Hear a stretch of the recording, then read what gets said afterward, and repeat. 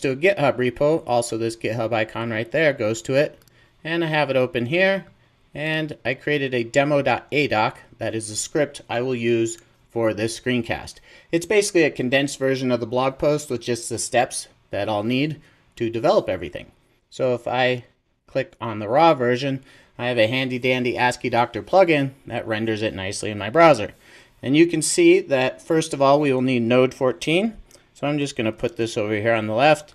I'll open up a terminal window here on the right. And see what version of node I had. Looks like I got node 14, so I'm good to go there. I also have the Okta CLI installed. So if you need the Okta CLI, you can go to cli.okta.com and there will be instructions for installing it there. So you can see the table of contents kind of outlines everything we'll do. But before that, I want to mention IntelliJ Live templates. These are snippets of code that I've pre-recorded, and basically I'll type a word or two and it spits out a whole bunch of code. So you can find all of those definitions and use them yourself if you like in my IntelliJ IDEA Live templates repo. And we'll start by creating a chat server with Express and Socket IO, and then we'll implement a client for that with React, and then we'll add user authentication with OpenID Connect, also known as OIDC. Then we'll add it on the server, we'll add it on the client, and then we'll see it all working. So the first thing we're going to do is use npx express generator to build that chat server on the back end. It'll prompt us to install it. We'll say yes. And there it goes. Pretty quick, huh? So then go to chat server and install everything. And then we'll install Socket IO, UUID, and CORS, cross-origin resource sharing. Cross-origin resource sharing. That's what CORS stands for. And then we'll go in and create a chat.js. So I'm going to open this up in IntelliJ. Then we'll put that on the right. We'll put our instructions on the left here. And we'll start with creating that chat.js. New file. And this is where our chat server goes. This is one of my live templates there. And you can see it starts by importing UUID and setting up messages and users. And then in the connection constructor, it basically configures Socket IO. So on get messages, it'll call this method. On send message, call this method.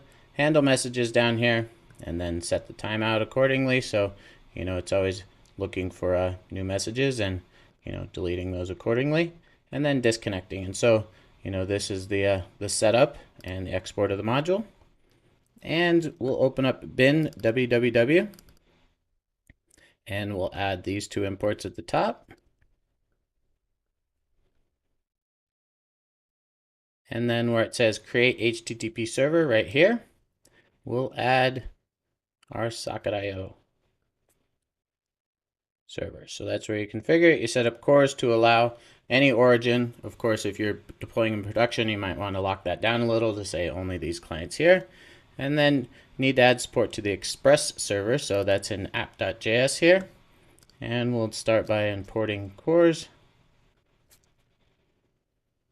And then where it says app equals express, do app use CORS. And then we can start our server. npm start. Okay, our backend's up and running, and now we can create our front end. So I'll do this in a separate directory, not in the same one. So cd up a level, and then npx create react app chat client. Then once that's finished, you can cd into it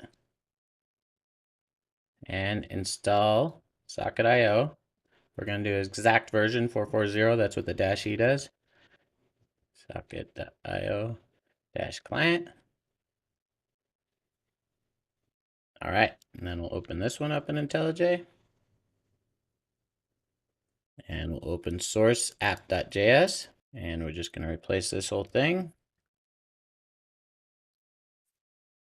You'll see it starts with importing just regular React stuff, and then it has this function for the app, and it uses sets up the state, and then has an effect hook here where it sets up that connection with Socket IO to that backend on port 3000, And once connected, it will update the socket state, and it takes in that dependency there. And then down here, if the socket is enabled, it'll go ahead and bring up chat container and show that. So we're going to have to create two components, messages and message input. So we'll start with creating that file.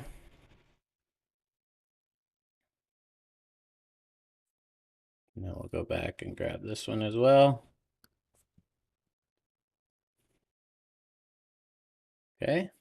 And so first of all, we need to give some styling to the app. So that's my shortcut here.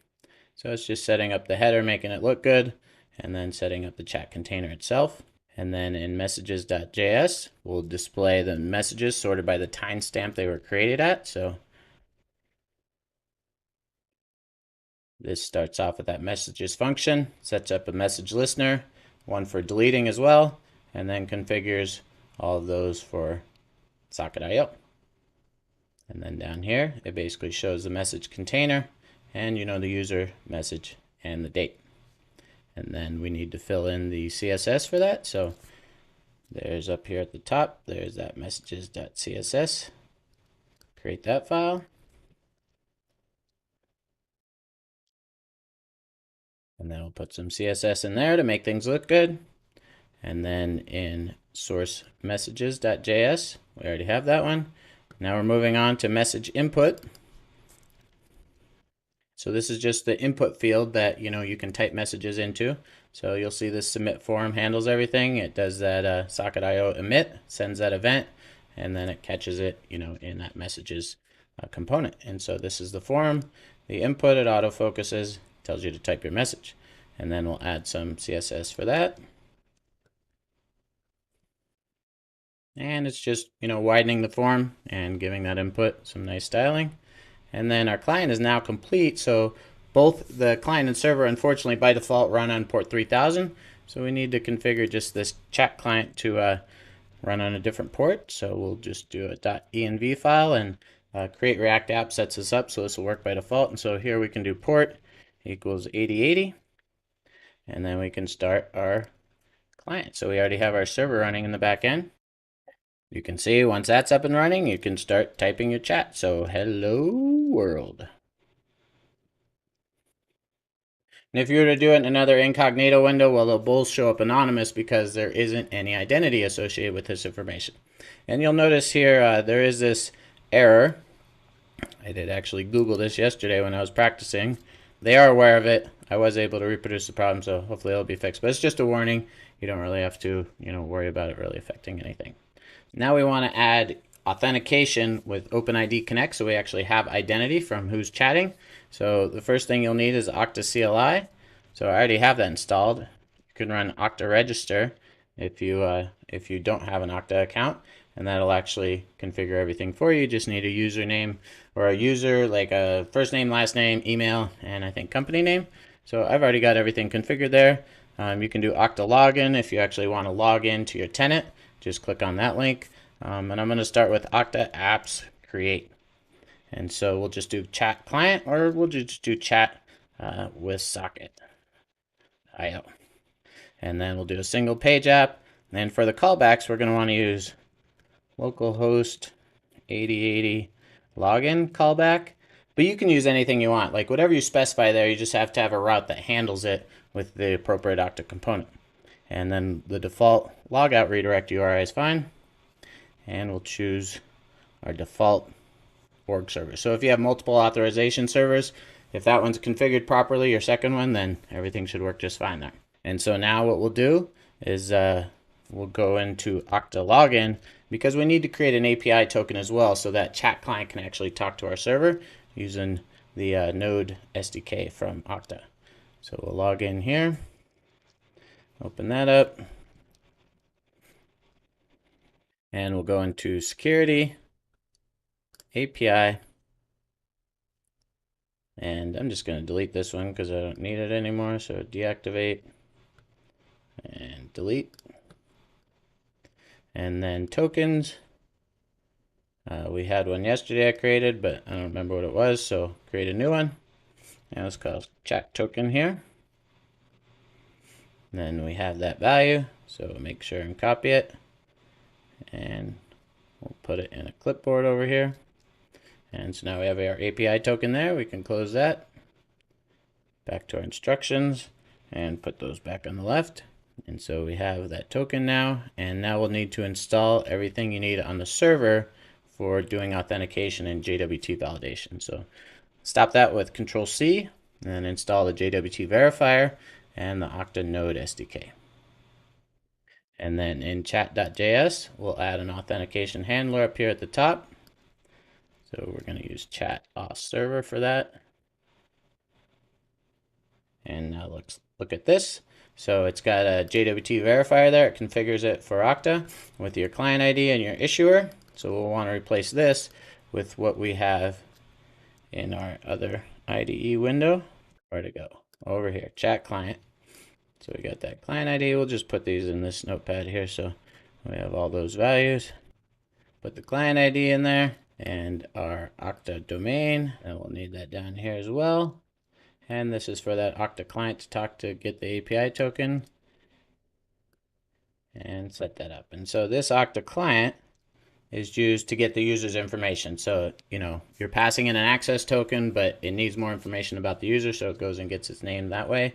And this is how it verifies that access token that comes in, and then it sets everything up accordingly. So we can close that now. Now we'll need to set that authentication handler down in our chat function here. So that's just io.use auth handler. Semicolons are optional, but I tend to use them. And then start up the server. And now we've added Okta to the server, let's add it to the client as well. So here we can install Okta React and Okta Auth.js, which is a companion library for React. If you're using npm 6 and above, it'll actually install that for you, but we put the instructions in there in case you're using an older version. So this will be installing that, as well as React DOM and React Router DOM. And since this app is already configured, right, with this port number, we can configure these values as well. So React app Okta org URL and Okta client ID. Anything prefixed with React app will be automatically available with process.env, that global. Settings over here, client ID, and Okta domain. Okay. And then open the index.js. And in here, we'll add our Okta configuration first. So this sets up that Okta auth, and it uses those variables that we just specified. If you want to use a different callback, like all you have to do is change that value right there, and then change the path right here. And once that's set up, we can go in here and change this to be router and secured routes. And so that's all we have to do to set up, you know, the Okta authentication on the front end. But we also want to have a little more logic. So in auth.js, we will configure some hooks for authentication. So this is a use auth constant there that gets the state of Okta auth. And then if they're authenticated, it gets user information, sets a token, so you can use it when you call the server. Otherwise, it nullifies everything and configures it accordingly. And then the use auth, right? This function right here will be used as a React hook in the main application component. So going to app.js, we'll import those. And then at the start of the app function, we'll modify the use effect hook to send the token when connecting to the server. So we have this new socket here where it sets everything up, and we just need to pass in the token if it exists. So add that. And then we also need to configure the token as a dependency there. And that should come from one of these. Looks like I forgot a step here. Oh, that's the chat auth hook. Okay, so that just imports from use Okta auth, sets up login and log out buttons basically, or functions that you can call from those buttons, and then gets that token and the user. And then we'll replace the header down here with basically sign in, sign out buttons, as well as the user's information. So you can see based on the auth state, it either says it's loading, or if the user exists, then it'll show that you're signed in, allow you to sign out. If you're not signed in, show you the sign in button. And now we can start this to see it all working. So no one signed in. If we said howdy, it would just be anonymous. And now if we sign in, since I already signed into my Okta dashboard, it said, well, they're already signed in, so no big deal. Hello from Matt. All right, now you can see it has my user information there. So if we were to open up another window, an incognito window, first of all, you can add a new user in your Okta org. So Okta login, go ahead and click on that. It'll log me in straight away. And then if you go to directory people, this is where you can add new people. So I already have my son in here, and I configured him to go to my Gmail so I can receive those emails, and activated him and everything. And if you wanted to add a new person, you could, and you can even, set their password and make that all work. So close that out, and then this incognito window, you can do localhost 8080, sign in,